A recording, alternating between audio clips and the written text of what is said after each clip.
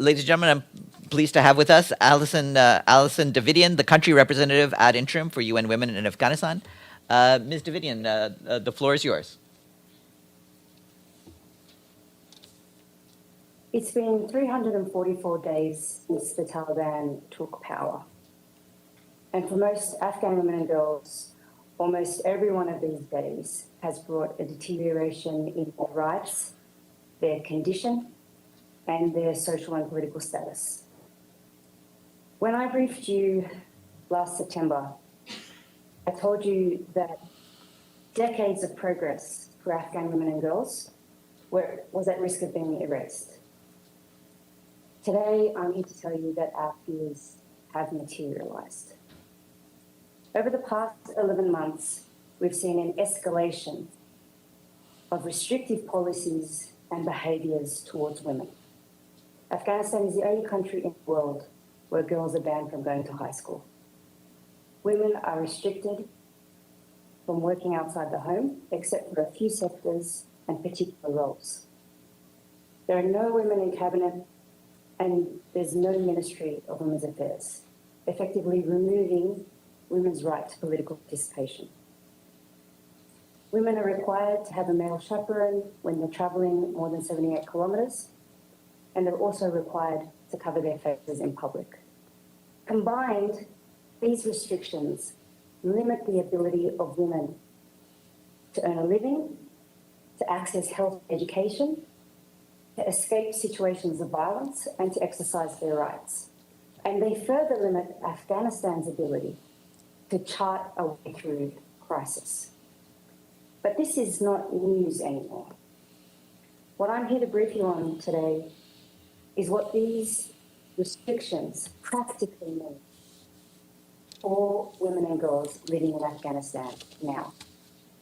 Women I've met as I've travelled across provinces and districts in the country, and women who could have briefed you directly a few months ago, but now they're not able to leave their homes, go to work, or show their faces. Women told me of how the mahram policy is impacting on every aspect of their lives, from their freedom to go and buy bread and meet the essential needs of their families, to their ability to influence decision-making in the home. Women linked the mandatory face covering to their increasing invisibility. Some women told me that they're still able to go to market without a mahram, but they live in fear that one day they will be stopped and beaten for the act of going to buy groceries without a man.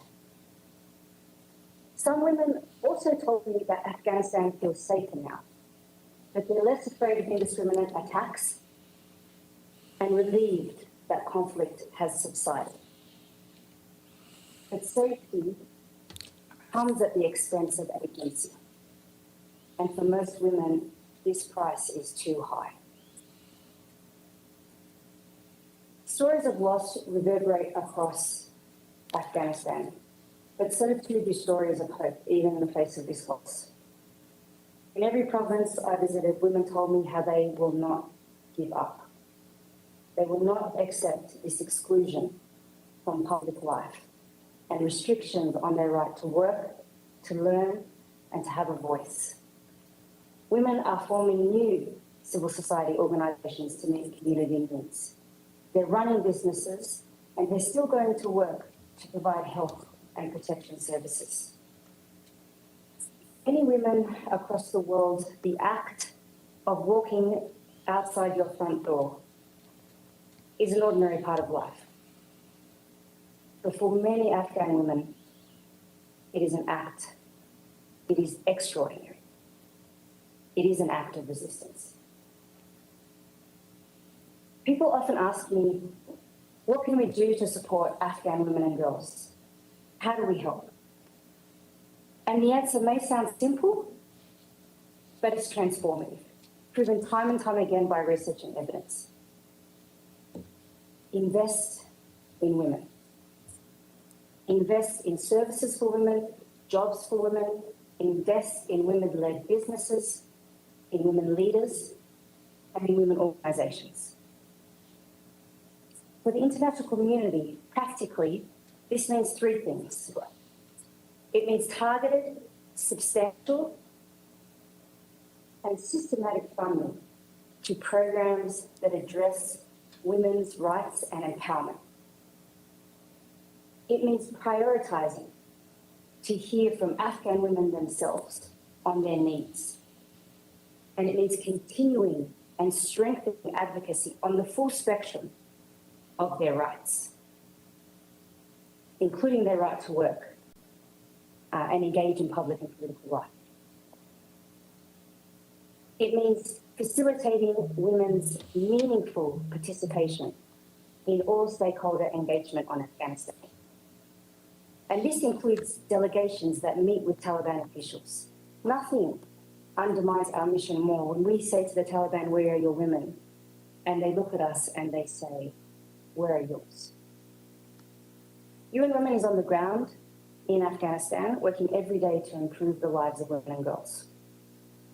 We're scaling up provision of services for women by women to meet overwhelming needs.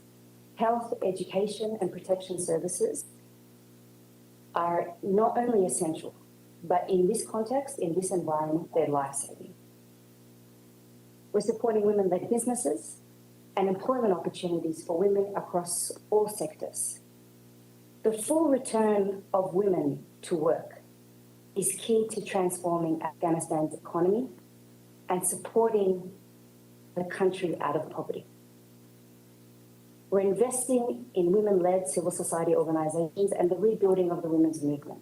We know that the women's movement are key engines for progress and sustainability, accountability on women's rights, not just in Afghanistan, but everywhere in the world. And every day we're advocating for restoring, protecting, and promoting the full spectrum of women's rights, and creating spaces for Afghan women to advocate themselves for their right to live free and equal lives. Many Afghan women feel that they're now invisible and that the world has forgotten them, compounding their invisibility. Afghanistan is not the only country in the world where we're seeing rollbacks on women's rights. But what has happened in Afghanistan is an alarm bell for all of us, because it shows how decades of progress on gender equality and women's rights can be wiped away literally in months. What is happening in Afghanistan is a clarion call to everyone that the fight for women's rights in Afghanistan is a global fight. It's a battle for women's rights everywhere. And what we do or fail to do for women in Afghanistan reflects who we are and what we stand for as a global community.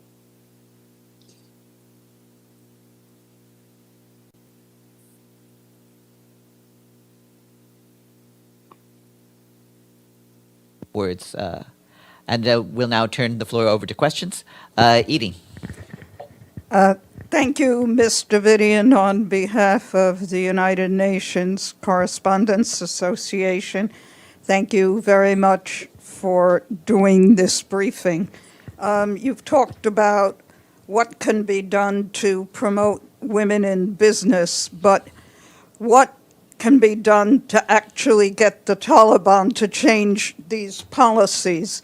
What specific actions is the United Nations taking, and what should the rest of the world be doing?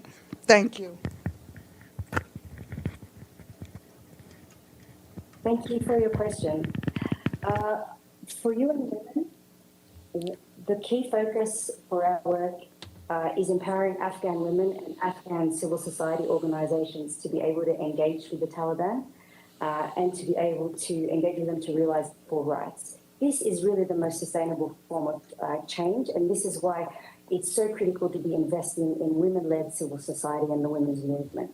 I think that's really key going forward. And in terms of what else the international community can be doing, it's key to be investing in programs that are also supporting women-led businesses and women-owned businesses as well.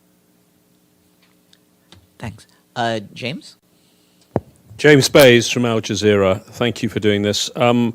You said that there was a clarion call to everyone right now because of the fate of Afghan women.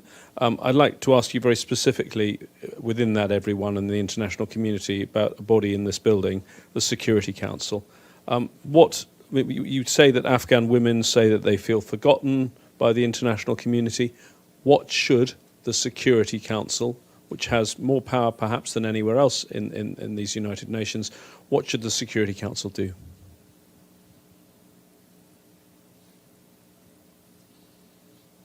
So I go back to the point about how the international community and member states need to be doing everything within their power to ensure that Afghanistan and Afghan women's rights remain on the table, including in resolutions. The Taliban travel ban is coming up soon. These are all forums and mechanisms that can be used to hold the Taliban to account and to ensure that they are governing for all Afghans. So this is really, the Security Council is one mechanism, but member states need to use all mechanisms at their disposal to keep the pressure on, to use their influence, and to advocate for the full spectrum of women's rights. Girls' right to education, but also women's right to work and women's right to be able to engage in public and political life. We need the full spectrum of women's rights advocated for. Thanks. Mariam? Thank you, Mr. Vidian. As you may know, Uzbekistan is holding a 2-day international conference on Afghanistan. Is UN Women in any way involved in these talks in Uzbekistan? I know that there are 20 countries who are attending this conference. What is the United Nations is doing in these conferences and talks with the Taliban? Thanks for your question. So UN Women is not represented, but the UN is represented in this meeting in Uzbekistan. And events like this are important. They keep Afghanistan on the global stage, which is critical. But it's also important that there's meaningful participation of women in these events and all events going forward, including and especially Afghan women. Ibtisam? Thank you. My name is Ibtisam Azim from Al Arabi Al Jadid newspaper. I have first a question of update on regard of girls and school. Do you have any updates there? I know there were some problems. Is there anyone? Do you have any percentage statistics for us? And then also in the issue of women and small businesses, if I'm not mistaken, before the Taliban took over, the majority of small businesses in Afghanistan was in hands of women. How does the situation look like now? And can you elaborate on that? I know you talked a little bit about it, but are there some women who are still able to manage or have businesses, and in which sectors? Thank you.